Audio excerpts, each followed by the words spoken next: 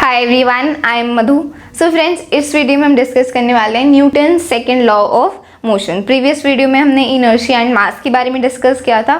So there are total 3 laws of motion, this is the second one. So Newton second law of motion understand करने से पहले सबसे पहले हमें momentum के बारे में पता होना चाहिए, because momentum is going to play a very important role in the understanding of second law of motion. तो सबसे पहले मोमेंटम क्या होता है?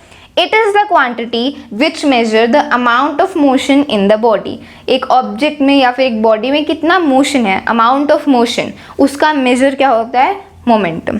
So the any object which is doing motion, तो उसमें कितना विच amount of motion it is doing, that is basically momentum. तो अब जो मोमेंटम है वो दो टर्म से रिलेटेड है, एक है mass and another one is velocity.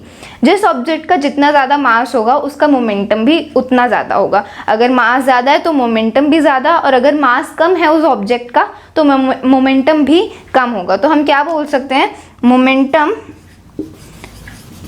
Momentum is directly proportional to mass. उस ऑब्जेक्ट का कितना मास है। अब इसको एक एग्जाम्पल से अंडरस्टैंड करते हैं। For example, you are playing table tennis. Table tennis, और टेबल टेनिस की आपने बॉल देखी होगी, इट इज़ वेरी स्मॉल। तो अगर आपको खेलते टाइम वो हिट हो जाती है तो that ball will not hurt you, और as comparison to the cricket ball. For example, आप क्रिकेट खेलो तो क्रिकेट की बॉल हैवी होती है, उसका मास ज़्यादा होता है as compare to the table tennis ball. तो अब क्रिकेट बॉल का मास ज़्यादा है, तो जब वो हिट होगी आपको वो ज़्यादा मोमेंटम से हिट होगी, इसीलिए वो आपको इंजरी प्रोवाइड कर सकती है। You can have a injury with the cricket ball, not with the table tennis ball. तो ये इससे हम क्या कंक्लूड कर सकते हैं कि जिस ऑब्जेक्ट का जितना मास ज़्यादा होगा उतना ही उसका मोमेंटम भी ज़्यादा होगा। क्रिकेट बॉल का मास ज़्यादा था इसीलिए वो ज़्यादा मोमेंटम से आपको हिट कर रही थी, और टेबल टेनिस का मास कम है इसीलिए उसका जो मोमेंटम है वो बहुत कम है। Then comes the next thing, velocity. अब जो मोमेंटम है वो डायरेक्टली प्रोपोर्शनल है वेलोसिटी से भी। जिस ऑब्जेक्ट की जितनी ज़्यादा वेलोसिटी होगी, और यू कैन से स्पीड, जिस ऑब्जेक्ट की जितनी ज़्यादा स्पीड होगी उतना ही उसका मोमेंटम भी ज़्यादा होगा। For example, bullet, a very good example it can be. जो बुलेट, जब आप उसको गन में से फायर करते हो, so it is having a lot of speed and it strikes you with a lot of momentum, इसीलिए वो बहुत ज़्यादा इंजरी होती है उसकी वजह से, and even it causes death.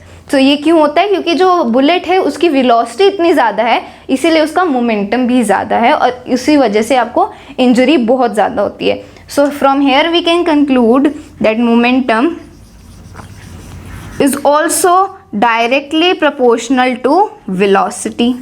मतलब जो मोमेंटम है वो मास से भी डायरेक्टली प्रोपोर्शनल है और वेलोसिटी से भी डायरेक्टली प्रोपोर्शनल। मतलब अगर मास इंक्रीज हो रहा है तो मोमेंटम भी इंक्रीज, मास डिक्रीज तो मोमेंटम भी डिक्रीज, वेलोसिटी इंक्रीज हो रही है तो मोमेंटम भी इंक्रीज हो रहा है, और वेलोसिटी डिक्रीज हो रही है तो जो मोमेंटम है वो भी डिक्रीज होगा। This is directly proportional. तो अब इन दोनों से हम क्या फॉर्मूला कंक्लूड कर सकते हैं मोमेंटम का? The formula for momentum is, momentum को हम स्मॉल p से रिप्रेजेंट करते हैं। Momentum is represented as small p is momentum is equal to mass into velocity। mass into velocity, जो मास है ऑब्जेक्ट का into the velocity from which it is traveling। so mass into velocity is the momentum। तो momentum is represented from small p, मास को small m से represent करते हैं और velocity को v से। तो हमारे पास फॉर्मूला आ गया p is equal to mv, m into v। Okay, so this was all about momentum. अब हम मोमेंटम को अपने Newton second law of motion से रिलेट करते हैं। So friends, the second law of motion is the rate of change of momentum is proportional to the applied unbalanced force। rate of change of momentum मतलब change, जितना momentum में change हुआ है, final momentum minus initial momentum से हमें change of momentum मिल जाएगा। जैसे change in velocity हमने कैसे कैलकुलेट करी थी? Final velocity minus initial velocity. वैसे ही चेंज इन मोमेंटम को हम कैसे कैलकुलेट करेंगे? Final momentum minus initial momentum. Rate आ गया मतलब divided by time.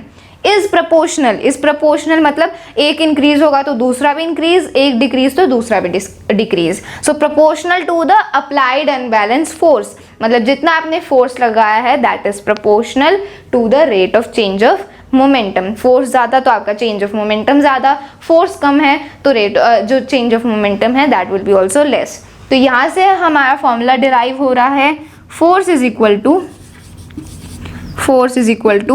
Change in momentum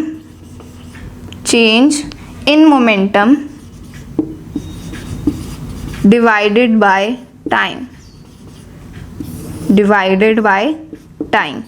ये हमारा फॉर्मूला ड्राइव हो गया, force is equal to change in momentum divided by time. तो अब हम चेंज इन मोमेंटम को कैसे लिखेंगे, फोर्स को F से रिप्रेजेंट करेंगे, change in momentum final momentum which is mv minus initial momentum mu। तो इससे हमें चेंज इन मोमेंटम मिलेगा डिवाइडेड बाय टाइम। सो ये हमारा फॉर्मूला है which is force is equal to change in momentum divided by time. So friends, this was all about Newton's second law of motion. I hope you have understood it. That's all for this video. Thank you.